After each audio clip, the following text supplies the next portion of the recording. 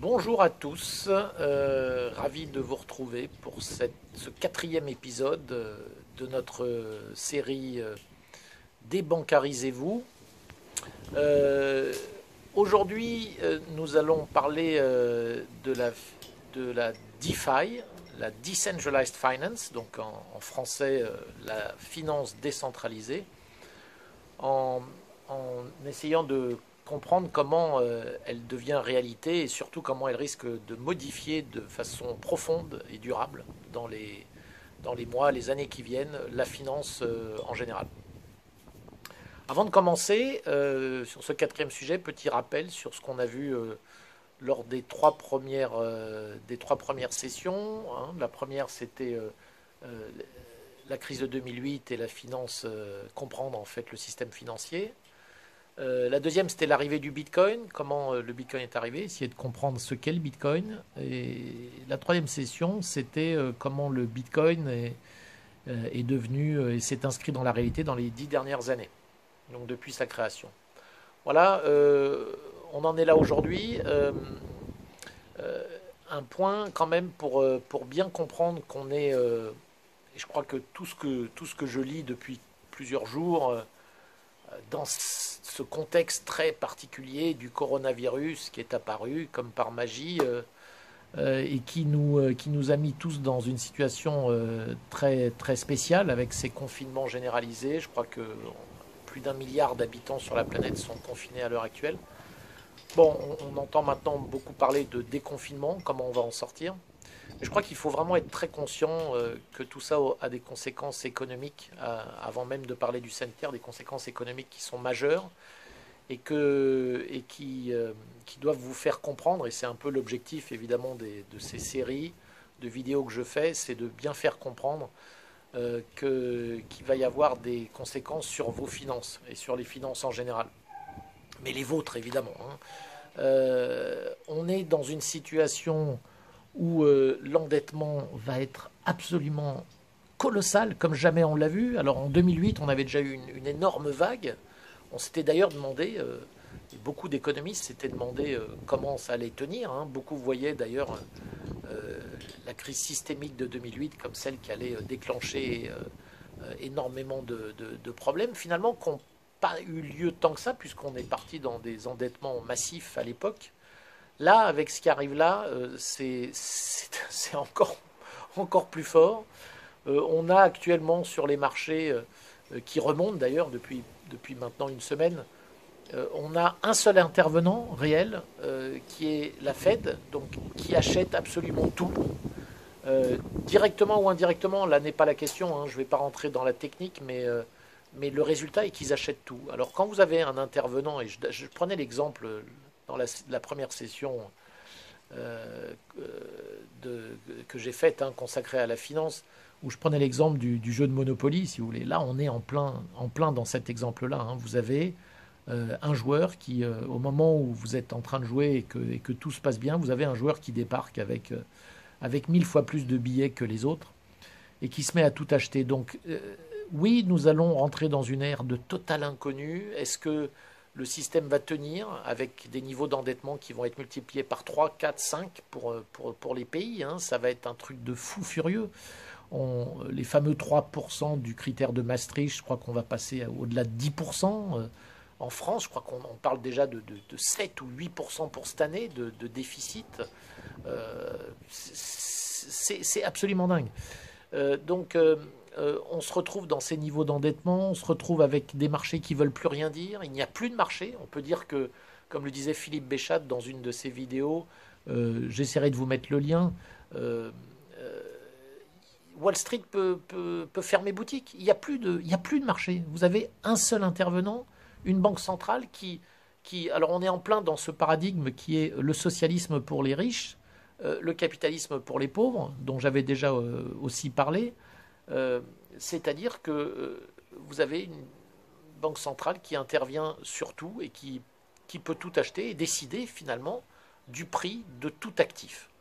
Donc oui, on va rentrer dans une période très inconnue où soit le système ne tiendra pas et puis ils vont nous en trouver un autre, changer de monnaie, je ne sais pas de quelle manière, soit on aura des endettements jamais vus, et puis finalement on se dira, et c'est vrai que c'est plutôt peut-être ce à quoi je crois, c'est que finalement 5 fois plus de dettes, si vous avez des taux d'intérêt à zéro ou négatifs, ça c'est pas un problème. Vous pouvez endetter des pays à, je veux dire, le Japon est déjà endetté à plus de 200%, la France passera allègrement les 100% comme les États-Unis.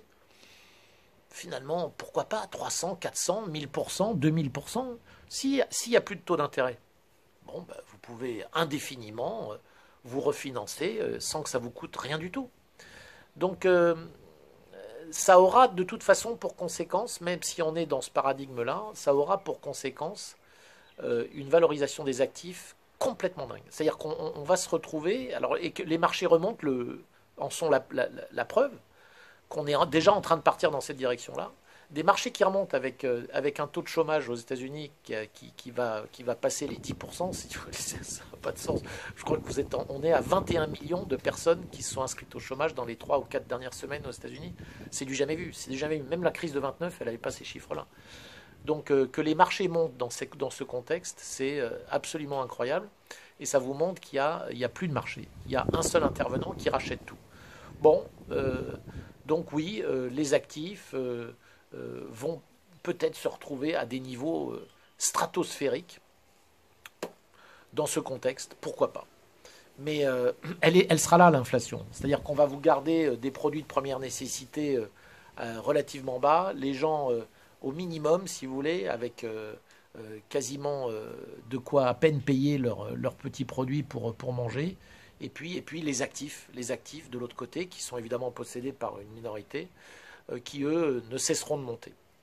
Donc voilà, il faut bien comprendre qu'on a en fait des prix qui ne veulent plus rien dire. Et donc je me suis attaché lors des 3 premières sessions à finalement vous montrer comme il y avait 2 choses qui ressortaient vraiment. Si on voulait garder des actifs et protéger ces actifs en les gardant liquides, il y avait 2 choses, deux supports majeurs qui ressortaient, c'était l'or et le bitcoin.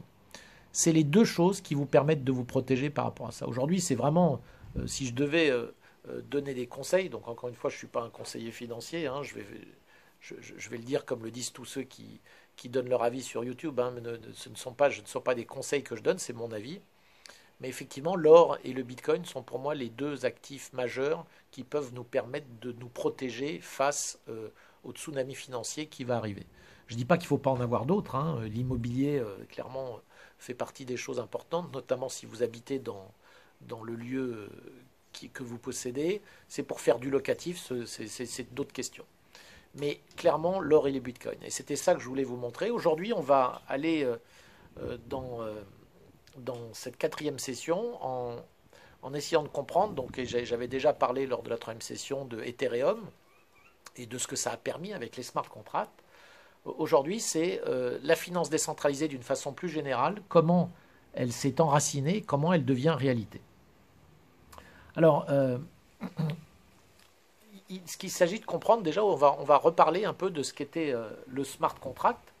Le smart contract sur la blockchain, et donc qui a été permis grâce à la plateforme Ethereum, c'est un contrat programmable qui permet à des parties de décider des conditions où des transactions vont avoir lieu sans qu'il y ait plus besoin d'une tierce partie, c'est-à-dire d'un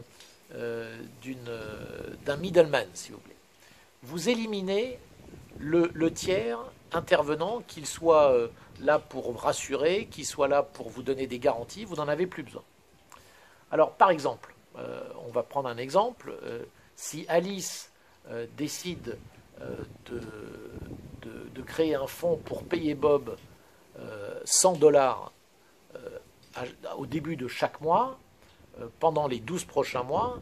Donc aujourd'hui, elle va devoir, si elle fait appel à la finance classique, il va falloir qu'elle aille voir l'équivalent d'un notaire ou quelqu'un comme ça pour qu'il mette en place ce fonds et le notaire devient finalement le tiers de confiance qui va assurer Bob et Alice de la bonne exécution de cette promesse.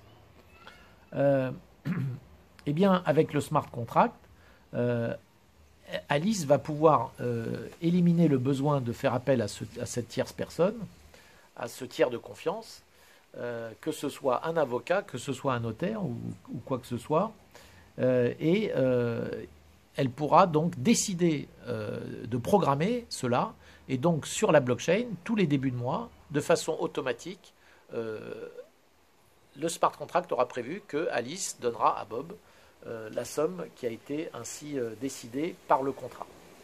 C'est donc le smart contract, donc c'est un exemple très simple. Le smart contract est donc une façon d'éliminer le tiers de confiance. Le tiers de confiance, c'est finalement les mathématiques, ce sont les algorithmes, c'est la blockchain. Alors on comprend de la sorte qu'on met le doigt dans un fonctionnement qui devient donc décentralisé. Donc avec les smart contracts, c'est le début, et ce petit exemple de Alice et Bob vous font comprendre ce qu'est finalement la finance décentralisée. Donc comme je vous l'ai dit, expliqué lors de la dernière session, sont apparus, et notamment pour rendre les transactions et les liquidités beaucoup plus importantes sur énormément de plateformes, qui ne fonctionnent pas avec les monnaies classiques, sont apparus les fameux stablecoins. Il faut que vous sachiez qu'aujourd'hui, donc les stablecoins, il y a deux sortes de stablecoins. Donc c'est important d'en parler parce que les stablecoins sont devenus finalement les produits probablement qui sont le plus échangés sur les blockchains. Pourquoi? Parce qu'ils éliminent le souci premier, qui est quand même le souci que rencontrent beaucoup de gens, même des grands adorateurs du Bitcoin, c'est la volatilité. C'est très compliqué de vous dire, je vais avoir... si vous voulez garder une somme dans la monnaie que vous utilisez tous les jours, et il se trouve que la monnaie qu'on utilise tous les jours, ça reste les monnaies euros, dollars, etc. Aujourd'hui, avoir tout ça en Bitcoin est quand même très très problématique, parce que ces fluctuations, même si sur la longue durée, vous êtes gagnant, en tout cas jusqu'à ce jour, c'est très compliqué sur des courtes périodes. Vous pouvez vous retrouver dans 2 semaines avec 30% de moins que ce que vous aviez aujourd'hui.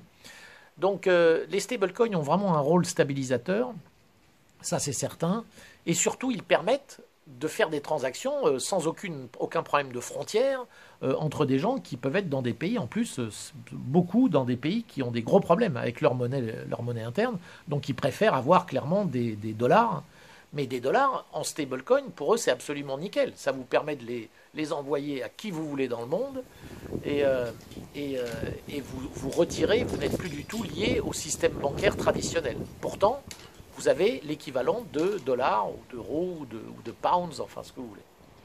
Alors, sachez qu'aujourd'hui, on se retrouve avec des stablecoins qui ont une capitalisation de plus de 5 milliards de dollars, ce qui est quand même beaucoup.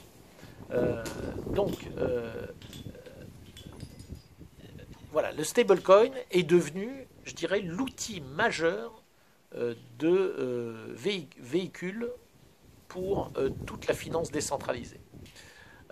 C'est un point très important. Je vous dirais ici que effectivement, le stablecoin est certainement regardé de très près par les autorités. C'est pas pour rien qu'il y a quelques jours est apparue une recommandation d'une association bancaire internationale qui conseille notamment les banquiers centraux mondiaux, qui conseille le FMI et qui préconisait de réglementer très fortement les stablecoins. Bon, on voit apparaître maintenant des volontés de quelques banques centrales, et on le sait, elles ont déjà beaucoup travaillé sur ce sujet. Christine Lagarde en a déjà parlé pas mal. Les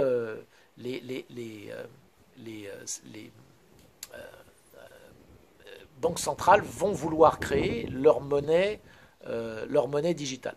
Donc les digital central bank currency, c'est-à-dire les crypto-monnaies de banques centrales vont certainement, dans les prochains mois, années, faire leur apparition. Ça va être assez... alors ça peut être bon, ça peut être... en fait, je suis dans l'incapacité de vous dire quelles conséquences ça aura. Si on reste dans le système tel qu'il est aujourd'hui, évidemment que de faire apparaître un vrai crypto-dollar ou un vrai crypto-euro, s'il est échangeable sur la blockchain, évidemment que ça aura un impact très fort sur la finance décentralisée, parce que ça permettrait de probablement échanger très simplement ces nouveaux euros ou dollars contre des bitcoins. Finalement, ça enlèverait probablement le besoin des stablecoins tels qu'ils existent aujourd'hui. Donc un mot sur les stablecoins que nous connaissons aujourd'hui. Il y en a deux sortes.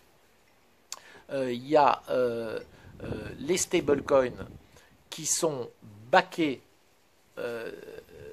par des vrais équivalents dans la monnaie qu'ils sont censés représenter. Exemple, USDT, qui est le plus connu, le Tether, hein, comme on l'appelle, TUSD, hein, les True USD. Bon bref, ce sont des stablecoins où celui qui les émet vous garantit qu'il a l'équivalent dans la monnaie, c'est-à-dire en dollars, en l'occurrence, pour ceux que j'ai donnés. Donc, pour certains, il y a des audits très transparents qui vous permettent d'être quasi certain que vous avez $1 dans leur caisse pour un stablecoin en dollars qu'ils émettent. Pour d'autres, vous pourriez avoir des doutes, notamment USDT, et qui, comme je vous le dis, aujourd'hui c'est 60 ou 70% de tous les stablecoins, ce sont des USDT. Donc vous voyez, il est très très imposant sur le marché. Bon, ça a tendance à baisser justement à cause de ces problématiques-là, c'est-à-dire qu'aujourd'hui, USDT, il y a des énormes doutes sur la réalité du nombre de dollars qu'ils ont pour backer leur USDT. Donc, ils disent qu'ils les ont, il y a de gros doutes. Et comme ce n'est pas transparent, là, on n'en sait rien. On se retrouve, vous voyez, face finalement à un risque qui est encore finalement le même genre de risque que vous pouvez avoir face à une banque, face à toute autorité centrale. Dès que vous avez quelqu'un qui contrôle, vous avez un risque. Voilà. Alors vous avez en face de ces stablecoins centralisés, on va les appeler comme ça, vous avez des stablecoins réellement décentralisés. Le meilleur exemple, c'est le DAI. Alors un petit mot, sans aller trop dans la technique, le DAI, qui est un token finalement qui représente lui aussi $1, mais lui, il représente $1 non pas parce qu'il y a des dollars qui sont promis d'être gardés dans des coffres par une personne en qui vous êtes censé avoir confiance, pas du tout. Le DAI, il est directement backé par des Ethereum qui sont sur la blockchain Ethereum. Et donc pour émettre des DAI, vous avez un smart contract, et là vous allez comprendre la beauté de finalement ce qu'est la finance décentralisée, puisque le DAI lui-même va tirer sa valeur d'un smart contract qui est sur la blockchain Ethereum, et en fonction des variations d'Ethereum, le smart contract fait en sorte que vous avez en permanence un jeu d'achat et de revente qui vous permet de vous assurer qu'un DAI égale $1. Donc vous comprenez bien, aujourd'hui on va mettre donc un DAI est backé par beaucoup plus d'équivalents en dollars d'Ethereum qu'il y a de DAI mis en circulation. Ce qui donne une sécurité au système, et même dans le cas où Ethereum perd 50% de sa valeur, le système est capable de tenir, et on l'a vu il y a 2-3 semaines. Alors, on a aussi vu qu'évidemment, il y a eu des gros problèmes de liquidation à ce moment-là, parce que le système, il est automatisé. Là, vous n'avez pas de tiers de confiance, c'est automatisé. À partir du moment où Ethereum perd de la valeur, si vous voulez, il faut de plus en plus d'Ether pour backer la valeur du DAI, pour que le DAI reste permanence à $1. De façon, dans le smart contract, le DAI ne peut pas baisser ou monter plus que $1. Donc si l'Ethereum prend de la valeur, eh bien, il y a besoin de moins d'Ethereum. Et tout ça est fait automatiser dans les smart contracts pour backer la valeur du DAI. Alors, vous avez là l'exemple type d'un vrai smart contract totalement décentralisé avec finalement un token qui est un DAI et qui est l'équivalent $1, mais vous n'avez pas de dollars qui sont derrière, vous avez un smart contract derrière qui vous assure, et de façon mathématique, que votre DAI vaudra toujours $1. Alors bien sûr, si l'Ether passait à 0, votre DAI ne vaut plus rien. Mais là, ce serait la fin, évidemment, du système. Ne parlons pas de ça. Maintenant, si Ethereum, comme il y a 2 semaines, 2 ou 3 semaines, lorsqu'il y a eu l'énorme baisse de 40%, comme c'est arrivé en quelques heures, Alors là, vous avez un système évidemment où beaucoup de liquidations ont lieu, où il faut rajouter des Ethers dans les smart contracts. Donc, mais ça a tenu. Ça a tenu, on ne va pas dire sans créer de problème. Vous irez vous renseigner si ça vous intéresse, ce qui s'est passé il y a 3 semaines, mais ça a tenu. Voilà. Donc, voilà pour les stablecoins. Les stablecoins sont donc aujourd'hui le cœur de la finance décentralisée. Est-ce qu'ils vont le rester? Difficile à dire. Parce que vous comprenez bien qu'on est dans un système, et j'en parlerai à la fin, on est dans une guerre. Aujourd'hui, on est dans une guerre. C'est une guerre entre la finance traditionnelle, qui est en gros celle des banquiers, et entre ce qui est en train de se passer avec la finance décentralisée. Et c'est clairement une guerre. C'est-à-dire que ne pensez pas qu'ils vont laisser et ils vont regarder leur pouvoir s'effacer sans réagir. Donc il est évident qu'il va y avoir des choses qui vont se passer. Mais que ce soit au niveau législation, que ce soit au niveau attaque frontale, finalement, les moyens qu'ils ont restent des moyens qui sont relativement limités.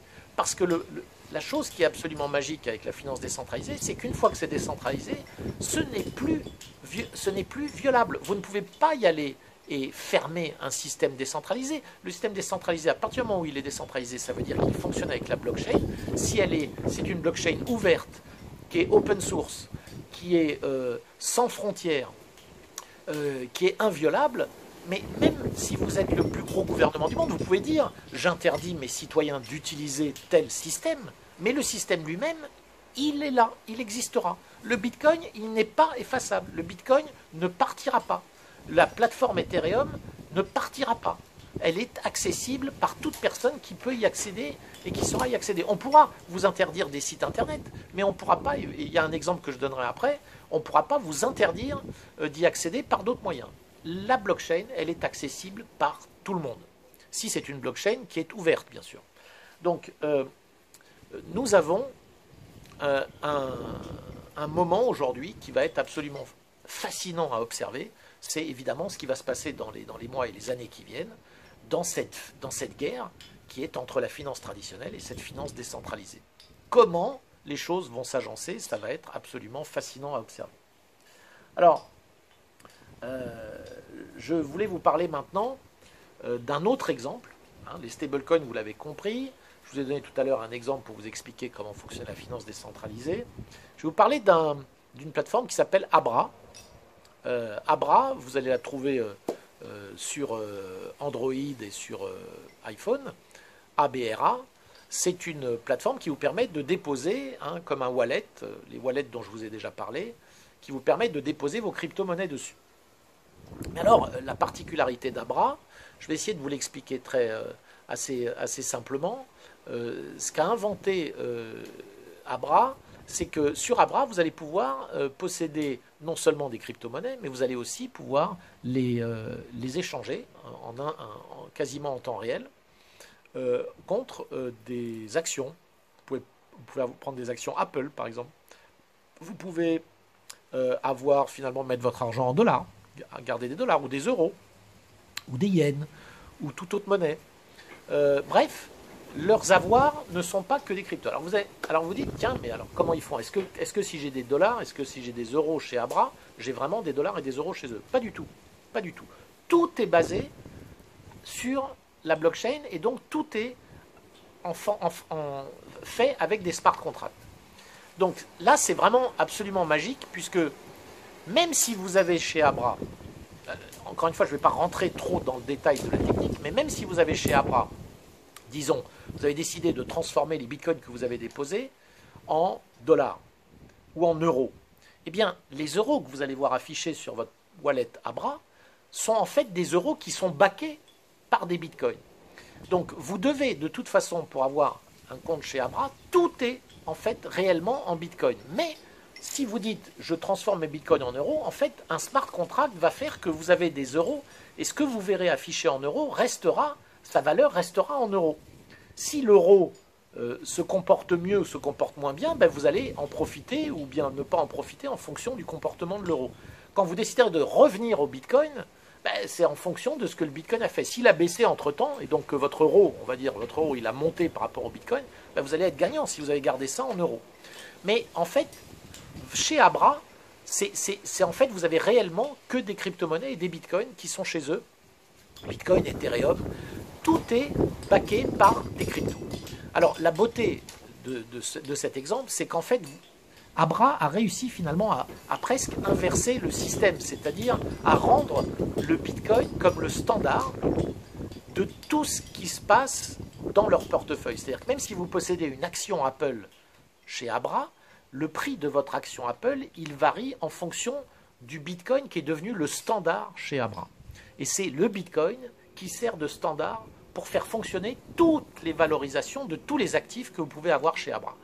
Alors, ce concept-là, j'espère que je l'ai expliqué relativement clairement, ce concept-là, il m'a absolument bluffé. J'ai connu Abra il y a maintenant 1 an et demi à peu près, donc c'était il y a quand même quelques temps. Alors, Abra, depuis, a évolué. J'ai vu passer un de leurs mails il y a 2 semaines, où ils disaient que désormais, les actions étaient plus achetables. Alors, Abra se retrouve face, vous voyez, on est encore face à des problématiques de législation, c'est que Abra, ils sont basés aux États-Unis, et les États-Unis mettent des lourdes barrières pour permettre aux gens d'utiliser ce genre de choses, et surtout d'avoir des actions, des équivalents d'actions sur le marché américain, alors que réellement, on passe par le Bitcoin pour le faire.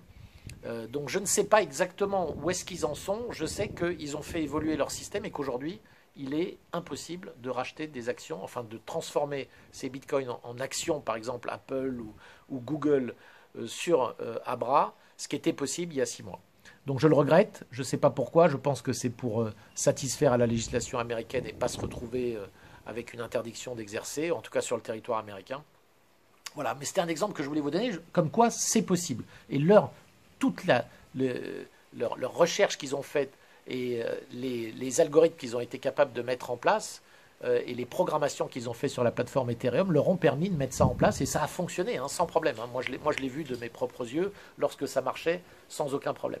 D'autres viendront, rassurez-vous, d'autres viendront. Abra a peut-être des difficultés aujourd'hui, mais bien que Abra existe toujours. Vous pouvez toujours avoir des cryptos dessus. En revanche, ça va être, je crois qu'ils ont mis à l'arrêt, en tout cas ils ont suspendu tout ce qui était transformation en action comme ils le faisaient au début. Ce qui était quand même une beauté de leur système, qui permettait à n'importe quelle personne sur la planète d'avoir accès à n'importe quelle action de Wall Street, ce qui aujourd'hui est impossible pour énormément des milliards d'individus qui habitent dans des pays, soit dans des pays où la finance n'est pas du tout développée, soit ils n'ont pas accès à des vrais systèmes bancaires, soit ils sont dans des pays comme Cuba, comme l'Iran, où les États-Unis leur interdisent tout simplement d'avoir accès. Grâce à ça, ils pouvaient y aller. Voilà, donc je voulais vous parler de ça. Alors,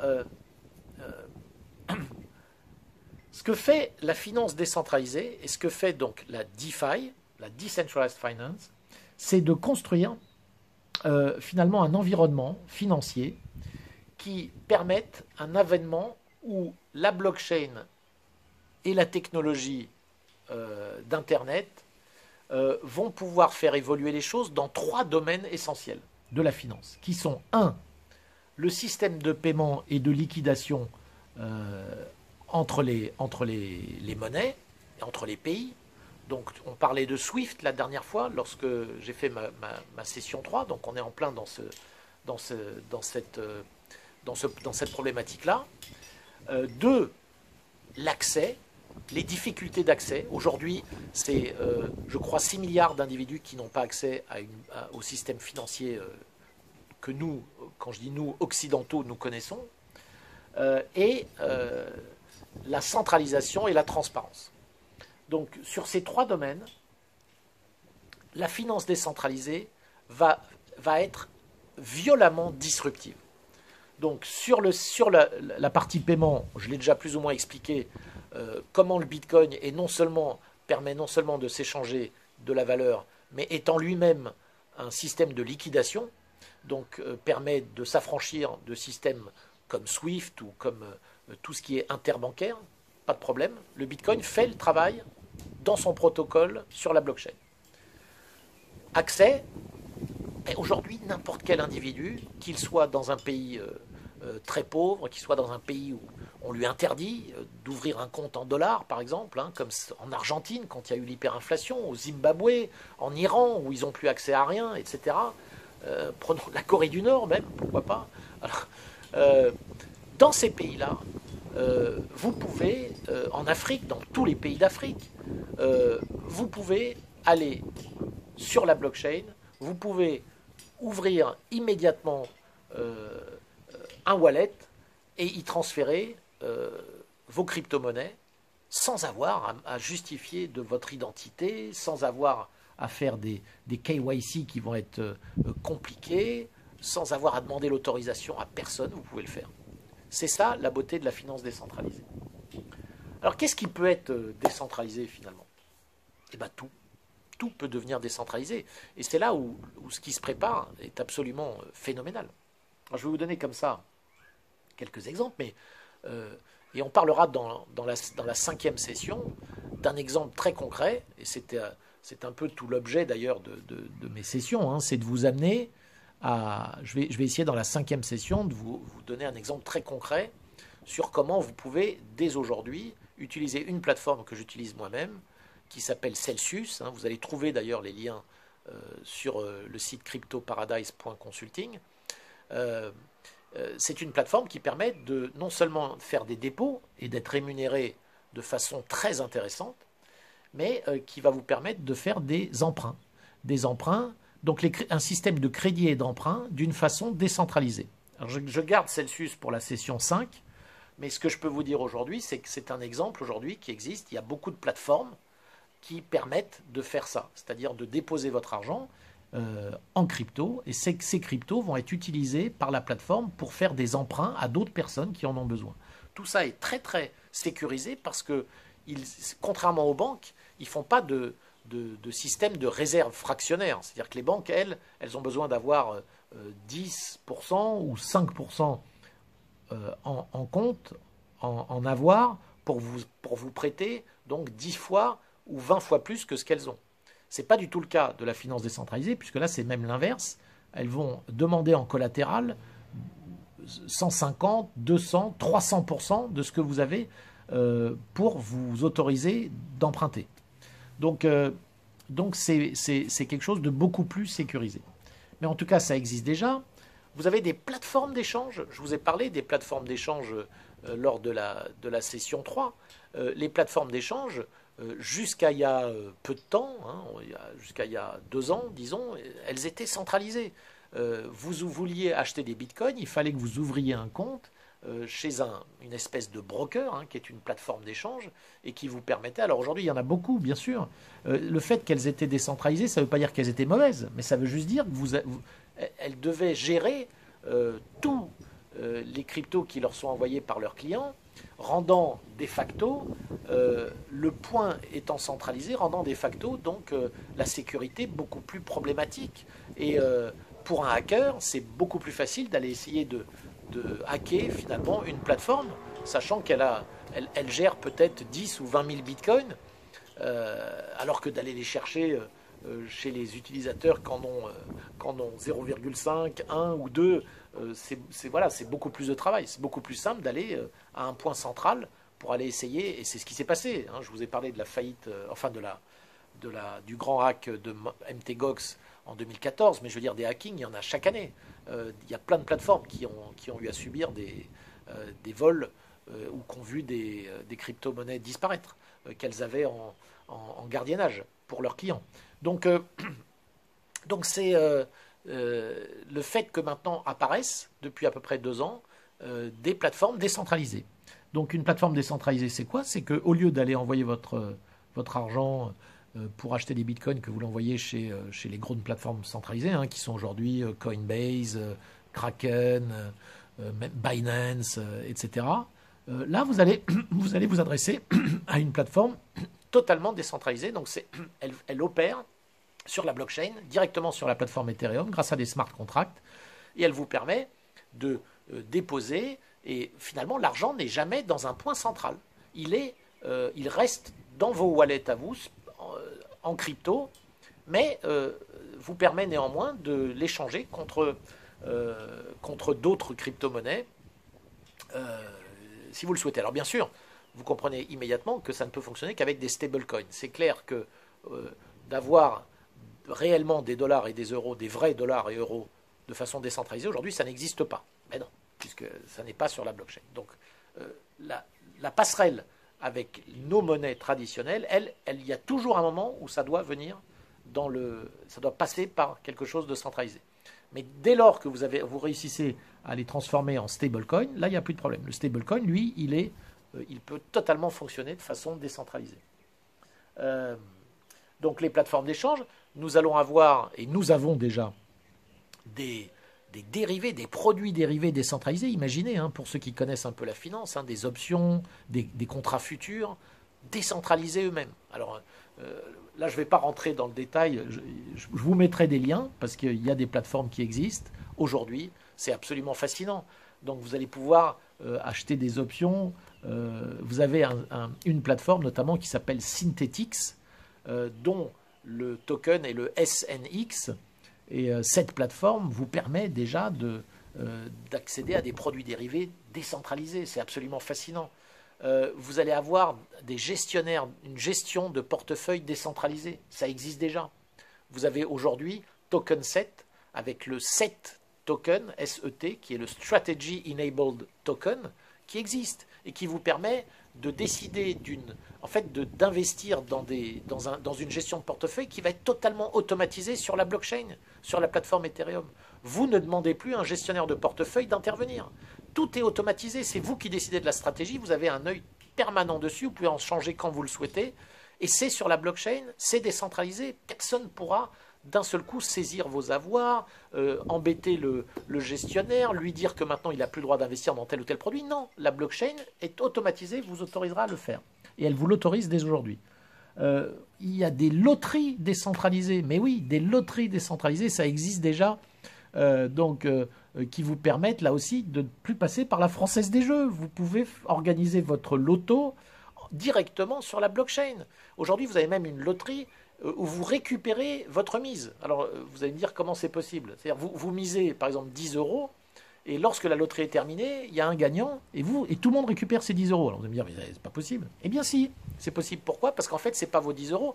Les 10 € de tous les participants sont investis, justement, dans un système de finance décentralisée où ils déposent l'argent pour avoir des taux d'intérêt. Et c'est en fait les taux d'intérêt de tout ce pool qui a été investi ensemble, les taux d'intérêt, eux, sont distribués à un gagnant. Donc le gagnant se voit, toutes les semaines, il y a des tirages au sort, ou des gagnants. Alors bien sûr, vous allez me dire, finalement, vous investissez 10 €, vous récupérez 10 €, mais vous avez perdu les intérêts que vous auriez pu gagner avec vos 10 €. Oui, ça c'est vrai.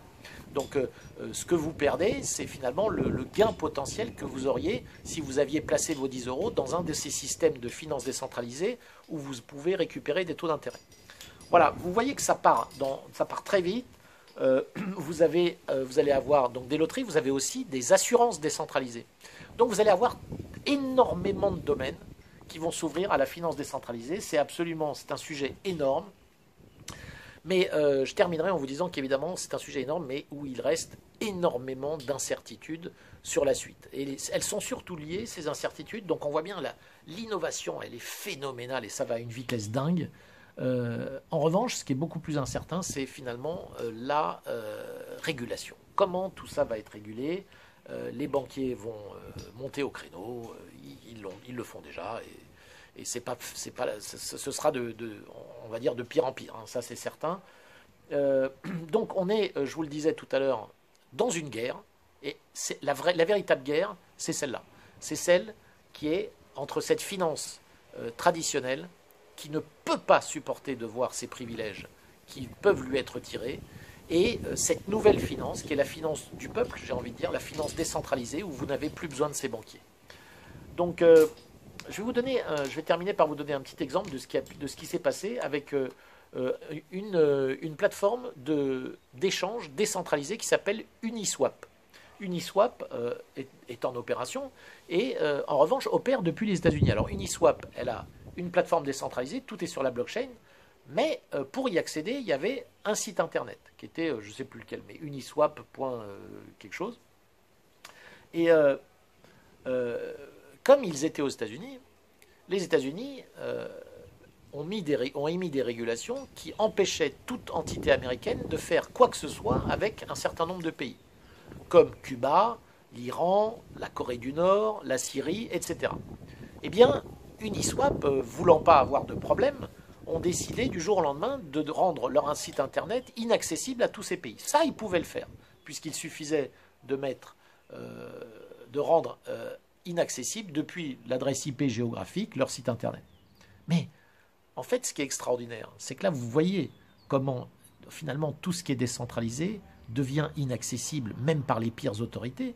C'est que malgré le fait que dans ces pays-là, on ne pouvait plus accéder au site, en fait, très rapidement, des personnes ont trouvé des solutions pour trouver des passerelles, des sites qui, eux, n'étaient pas interdits depuis ces pays et qui permettaient d'accéder directement à la blockchain qui, elle, n'est pas... Vous ne pouvez pas bloquer l'accès à la blockchain directement sur la plateforme Ethereum.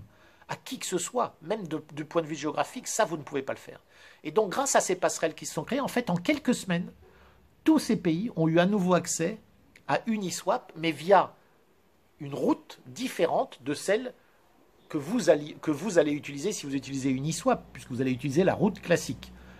Des routes parallèles ont été immédiatement mises en place et ont permis à n'importe qui sur la planète d'accéder directement à la blockchain. Ça vous montre, cet exemple, il est extraordinaire parce qu'il vous montre comment, finalement, d'une interdiction naît en fait, encore une fois, on veut tellement le résultat souhaité n'est pas du tout celui obtenu. Car au final, c'est l'inverse qui s'est passé.